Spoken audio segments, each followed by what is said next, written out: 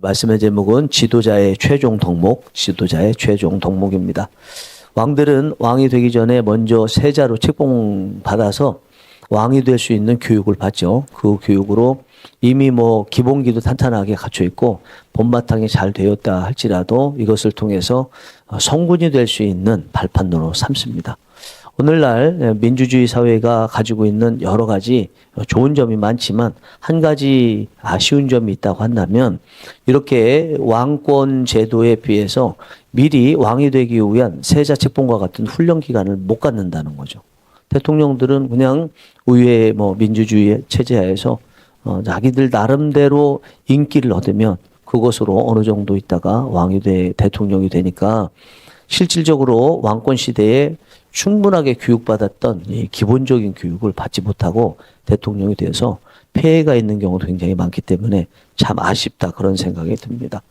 본문에 나와 있는 다윗에게서 우리는 한 가지 왕으로서 가지고 있어야 될 덕목을 발견할 수 있습니다. 저는 이것이 왕이 되는데 지도자가 되는데 가장 기본이고 출발이고 중간이고 마지막이라고 생각할 정도로 아주 중요하게 생각합니다.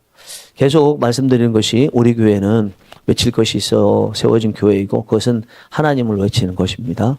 그리고 설교도 본문에 나타나 있는 하나님의 말씀을 듣는 시간. 다시 이야기하면 예수님의 말씀 하나 더 듣고 하나님의 말씀 하나 더 듣고 또 성령 하나님의 말씀 하나 더 듣는 것이 저는 설교 시간에 중요한 덕목으로 생각하고 외칠 것이라고 생각합니다. 오늘도 하나님에 대한 말씀 하나 더 들으시고 하나님에 대해서 더 아시고 은혜로운 하루를 시작하시는 귀한 시간이 되기 원합니다.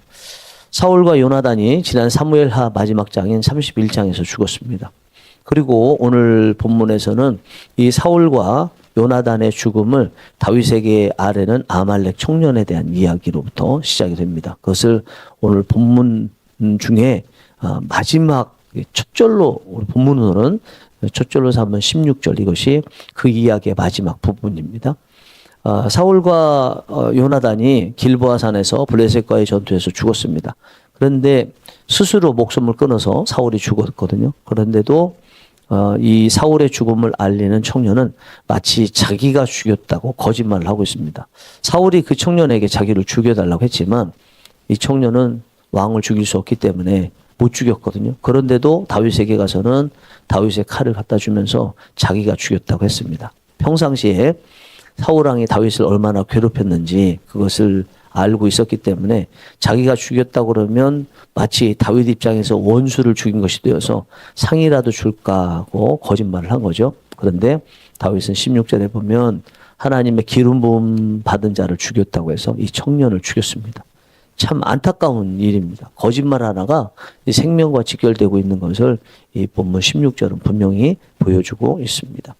그렇게 청년으로부터 사울과 요나단의 죽음 소식을 접한 다윗은 거기 있는 600명들에게 애가를 지으면서 함께 슬퍼하라고 이야기합니다. 오늘 본문의 말씀은 그 애가 내용 중에서 제가 보기에 가장 슬픈 부분이고 또 다윗이 가지고 있는 사울과 요나단의 죽음에 대한 마음을 가장 잘 보여주고 있다고 생각하는데 첫 번째 23절에 이렇게 말합니다. 사울과 요나단이 생전에 사랑스럽고 아름다운 자이러니 죽을 때에도 서로 떠나지 아니하였도다. 그들은 독수리보다 빠르고 사자보다 강하였도다. 여기서 사울과 요나단이 생전에 사랑스럽고 아름다운 자다 이렇게 표현해요. 다윗 입장에서 보면 사랑스럽고 아름답지 않을 것 같잖아요. 그런데 이렇게 어쨌든 표현하고 있습니다. 이거는 기본적으로 다윗의 눈에 비친 사울왕 개인, 요나단 개인의 아름다운 모습, 사랑스러운 모습을 말하기도 하지만 뒤에 보니까 죽을 때에도 서로 떠나지 아니하였도다. 이것을 보면 사울 왕과 요나단 사이 부자지간이 서로 떠나지 않은 모습이 또 사랑스럽고 아름다웠다. 이렇게 볼 수 있습니다. 기본적으로는 이 글자로 나와 있는 대로 보면 두 번째 해석은 반드시 들어가야 될 일이고 첫 번째 해석인 다윗의 눈에 비친 그들 각자의 모습이 사랑스럽고 아름답다. 이것도 좀 들어가야 전체적인 애가하고 맥을 같이 한다고 생각합니다. 사울하고 요나단하고는요.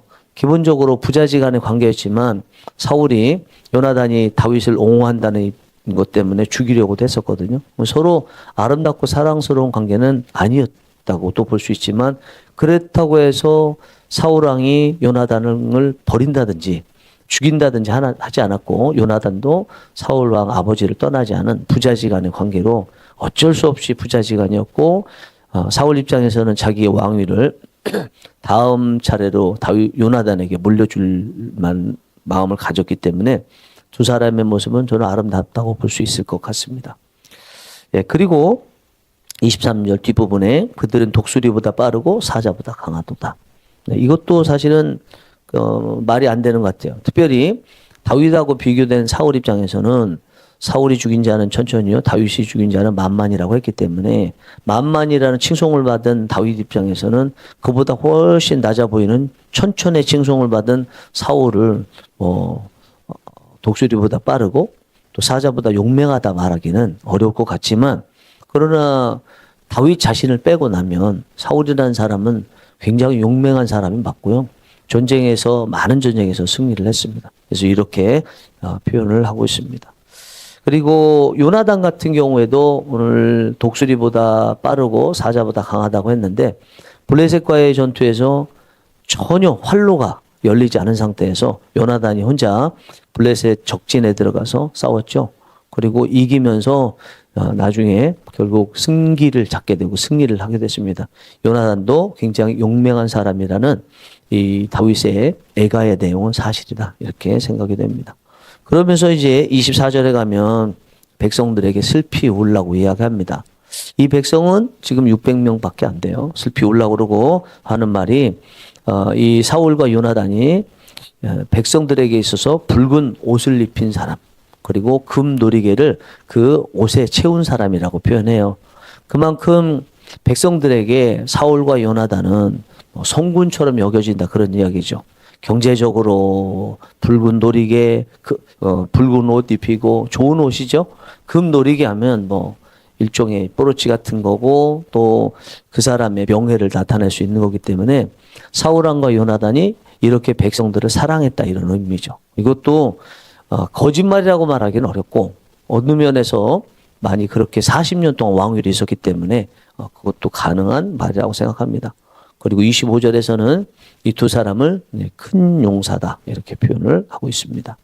이상의 애가 중 대표적인 이제 세 절만 보아도 다윗이 얼마나 사울과 요나단의 죽음을 슬퍼하고 있는지를 잘 나타내고 있습니다. 그런데 우리가 일반적으로 생각할 때는 다윗이 사울과 요나단은 빼고 사울의 죽음에 대해서 애가를 부르는 것이 타당한가? 이거 쇼 아닌가? 이렇게 생각이 될 수 있지 않습니까? 다윗이 골리앗과의 전투에서 승리를 하고 나서 그 이후 얼마 지나지 않아서부터 계속 사울왕으로부터 죽지 않으려고 도망 다녔던 것을 생각하면 다윗이 그 원수 같은 사울왕의 죽음 앞에서 애가를 부르는 것은 이건 쇼밖에 되지 않는다라고 볼 수 있을 것 같아요. 특별히 24장 사무엘상 24장에 보면 엔게디 광야에서 숨어 있을 때 다윗이 사울을 죽일 수 있음에도 죽이지 않았죠. 그러면서 멀리서 사울왕을 향해서 내가 당신을 죽일 수 있었지만 죽이지 않았습니다. 그 죽이지 않은 이유를 말하면서 이렇게 얘기했었어요. 사무엘상 24장 12절에 여호와께서는 나와 왕 사이를 판단하사 여호와께서 나를 위하여 왕에게 보복하시려니와 내 손으로는 왕을 해야 하지 않겠나이다. 나는 왕을 죽일 수도 있지만 죽이지 않았습니다. 이유는 하나님께서 왕으로 기름 부으셨기 때문입니다. 이렇게 했잖아요. 여기까지 보면 참 좋은 얘기예요. 그런데 뒤에 보니까 여호와께서 나를 위하여 왕에게 보복하시려니와 내 손으로는 왕을 해야 하지 않겠나이다. 내 손으로는 당신이 하나님께 왕으로 기름 부음 받았기 때문에 죽이진 않겠지만 그렇다고 해서 당신을 용서하는 것도 당신에 대한 미운 마음, 죽이고 싶은 마음이 없어진 것도 아닙니다. 나는 이렇게 안 하지만 하나님은 반드시 보호해 줬으면 좋겠습니다라고 지금 말을 했잖아요. 그러니까 다윗이 사울을 왕이기 때문에 죽이지 않았다고 했지만 사울을 죽이고자 하는 마음은 여전히 있었거든요. 그런 상태에서 사울 왕의 죽음 소식에 대해서 애가를 부른다는 것은 쇼밖에 되지 않아 보인다. 이런 생각이 분명히 듭니다. 그런데도 오늘 본문에 지어 있는 이 다윗의 애가는 진심 어린 애가다 이렇게 생각이 됩니다. 세 가지를 제가 말씀드리면 첫째, 이 애가가 다윗이 블레셋 진영에 있을 때 시글락에서 지은 시라는 거예요. 지금 사울왕이 죽었던 것은 블레셋과의 전투에서 죽었습니다. 블레셋이 사울왕을 죽였다면, 그리고 다윗이 지금 블레셋 그 나라 안에 시글락이 있다 그러면 블레셋이 사울왕을 죽인 것에 대해서 애가를 지으면 안 되죠. 만약에 그 소식을 블레셋이 들으면 어떻게 생각하겠습니까? 야, 우리 적을 지금 대장을 죽였다고, 대장 죽었다고 슬퍼하네? 저 다윗 우리 편 안 되겠구만. 죽이자 할 수도 있잖아요. 그럼에도 불구하고 다윗은 이렇게 사울왕의 죽음을 슬퍼하고 있다. 이거는 진심이다. 자기가 죽더라도 정말 사울왕 또 요나단의 죽음이 슬프다. 이렇게 보여질 수 있다고 생각합니다. 또 하나는 오늘 본문으로 삼은 첫 번째 부분인 16절에 보면 이 아말렉 청년이 거짓말로 사울왕을 죽였다고 이야기를 한 것에 대해서 다윗이 왕으로 기름 부음 받은 자를 죽였으니 너도 죽어야 마땅하다고 그러고 죽였잖아요. 다윗은 사울왕이 왕으로 기름 부음 받은 하나님의 사람이라는 것을 생각했기 때문에 실제로 이 아말렉 청년을 죽였습니다. 다윗은 개인적인 마음으로야 사울왕이 미울 수도 있지만, 그러나 하나님 마음을 생각하고 하나님 말씀을 생각하면 사울왕이 죽은 것은 정말 슬퍼할 일이다라고 생각을 하고 애가를 지은 거죠. 다시 이야기하면 자신의 감정을 뺀 거죠. 순수하게 하나님 말씀, 하나님의 마음만을 생각하고 슬퍼한 모습을 보이고 있습니다. 세 번째는 다윗이 애가를 지은 내용이 다 사실이라는 거예요.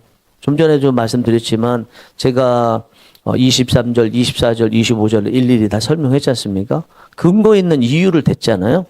예, 근거 있는 이유를 댔음에도 불구하고 다윗의 이 애가가 쇼처럼 느껴진다라고 생각한다면 그 이유는 한 가지밖에 없을 것 같아요. 사울왕에게 쫓겨다녔던 다윗 입장만 생각하는 거죠. 다윗 입장에서는 사울왕의 이런 모습이 뭐 사실이든 여부와 상관없이 이렇게 원수가 죽었는데 슬퍼할 일은 분명히 아니라고 생각하는 거죠. 그런데 다윗은요, 자기 자신이 사울왕의 인생에 개입되지 않았다고 치고 객관적으로 지금 사울왕에 대해서 칭송을 하고 그 죽은 것에 대해서 애가를 부르고 있는 거거든요. 그러니까 다윗 같은 이런 모습은 참 갖기는 어려운데, 그 객관적인 자기 자신이 사울왕과 관계가 되어 있지 않다고 생각하고 그 관계되기 이전의 상황으로 돌아간 듯한 모습으로 애가를 짓고 있는 것은 하나님 말씀 때문인 거죠.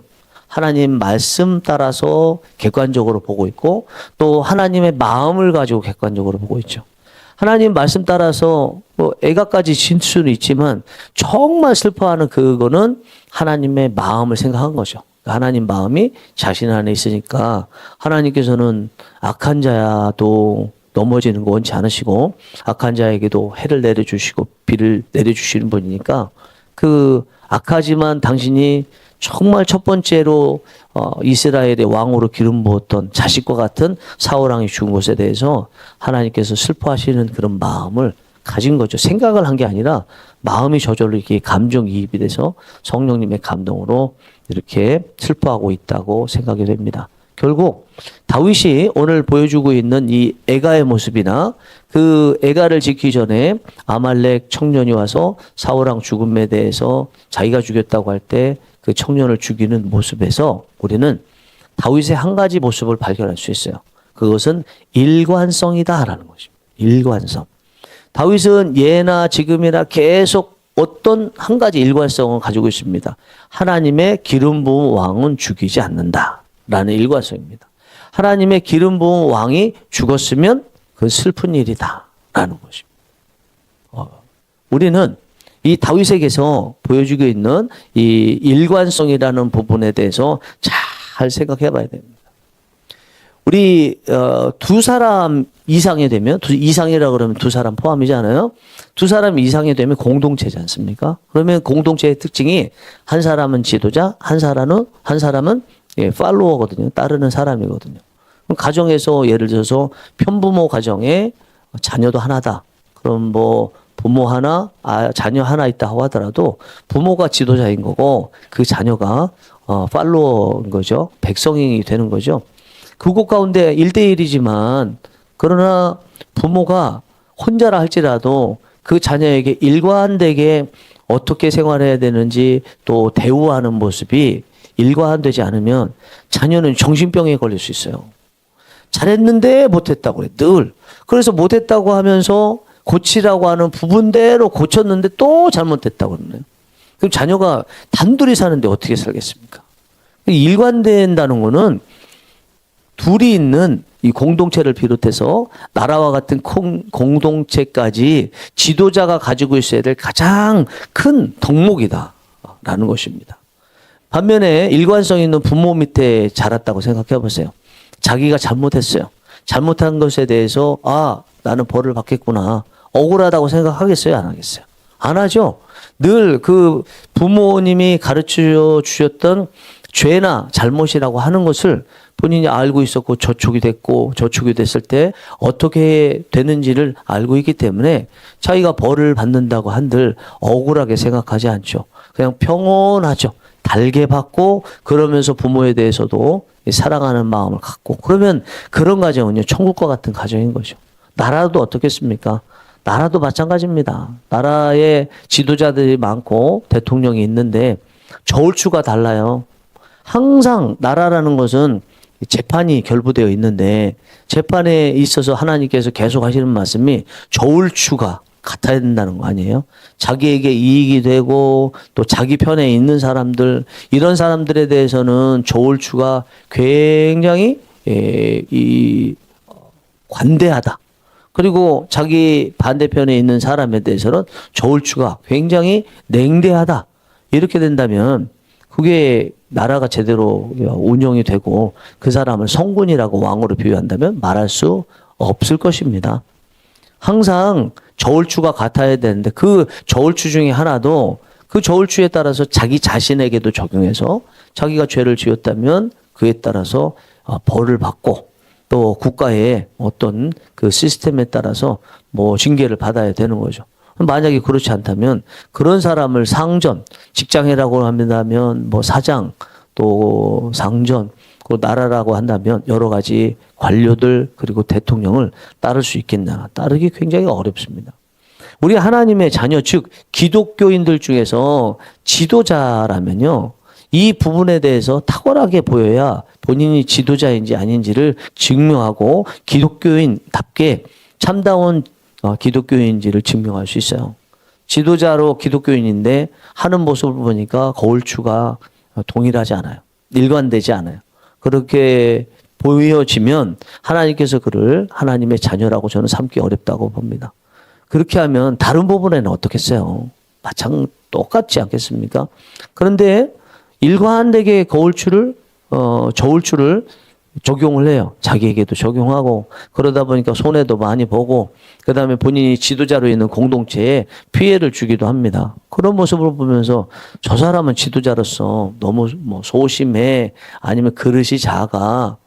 저 사람은 지도자가 될 사람이 아니라 그냥 개인적으로 착한 사람으로만 있어야 돼. 이런 얘기를 듣는다 할지라도 그 사람이 하나님의 말씀에 따라서 일관되게 행동한다면 적어도 그런 얘기를 들을지 모르지만 하나님께서 말씀하실 때는 진짜 너는 내 자녀다. 이런 칭찬은 분명히 들을 수 있다고 생각합니다. 말씀으로 일관된 지도자는 당연히 감정에 치우치지 않습니다. 왜냐하면 일관되다는 것은 하나님 말씀이 딱 기준이 됐기 때문에 그에 따라서 감정이 좌우될 일이 아니잖아요. 대한민국 사람들 제가 좋아하는 내용인데 가장 대표적으로 심리학적으로 볼 때 사실을 안 받아들이고 감정만 받아들이는 모습. 감정이 기분 나쁘면 사실은 상관없어요.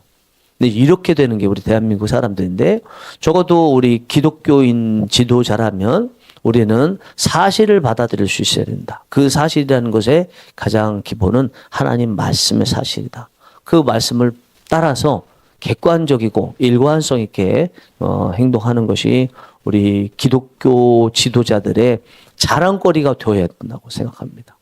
우리는 다 지도자의 자리에 있습니다. 근데 살아보니까 100% 일관되진 않아요. 일관될 수도 없더라고요. 왜냐하면 겉으로 보기에는 똑같은 상황인 것 같지만 내막을 들여다보면 지도자가 생각할 때 남들은 모르는 또 다른 면들이 작용하기 때문에 이 인자, 이 팩터 때문에 남들이 보기에는 일관되어야 된다. 왜 지난번하고 똑같은데 다르게 얘기하냐 하지만 실질적으로는 내부적으로 또 다른 면이 있어서 좀 달라 보일 수도 있긴 있습니다만 그렇지만 전반적으로는 우리 하나님의 자녀들은 말씀으로 일관돼야 된다. 이게 참 지도자의 모습이고 특별히 어떤 슬픔 일을 당할 때 슬퍼하지 않아야 될 사람이라 할지라도 하나님 말씀 따라서 그들을 위해서 슬퍼할 수 있는 이것이 기독 지도자들의 반드시 갖춰야 될 모습이라고 생각합니다.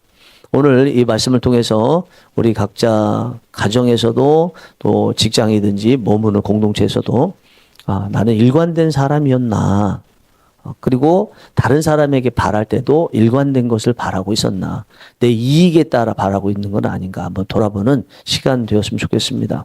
특별히 지금 대한민국 뿐만 아니라 전 세계적으로 이 일관성을 갖기가 어려운 시대 속에 살고 있습니다.